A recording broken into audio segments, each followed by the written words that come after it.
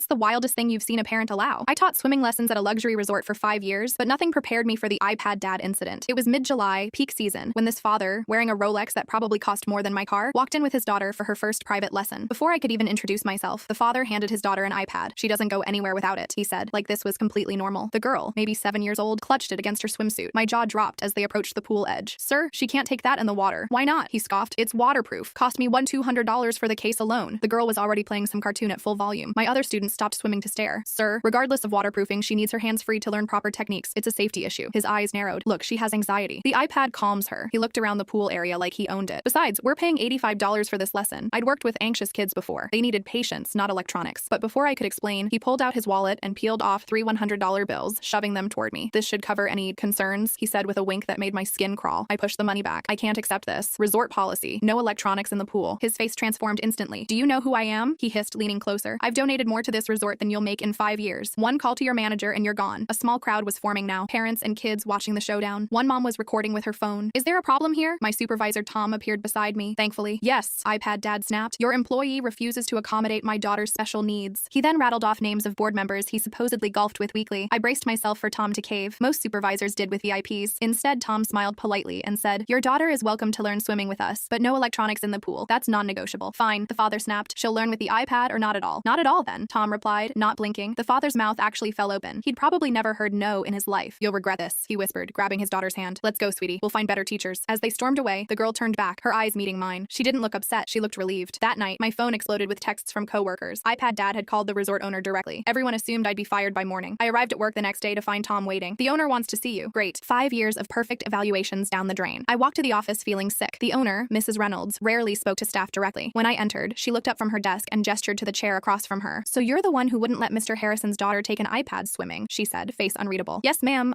Good. She smiled suddenly. That man's been insufferable for years. About time someone stood up to him. 2 weeks later, I was teaching group lessons when I spotted them by the pool. The father sat on a lounge chair watching his iPad-free daughter splashing with an instructor from a competitor. Our eyes met briefly before he quickly looked away, embarrassment flashing across his face. After her lesson ended, his daughter spotted me and broke away from him, running over excitedly. I can swim now, she announced, beaming and dripping wet. And daddy says no iPads allowed in the pool. It's a safety rule. Her father approached, eyes fixed on the ground. Let's go, Emma, he said quietly. As they walked away, I noticed something remarkable. She wasn't clutching a device. She was skipping, chattering about swimming, fully present in the real world. Maybe iPad dad had actually learned something too.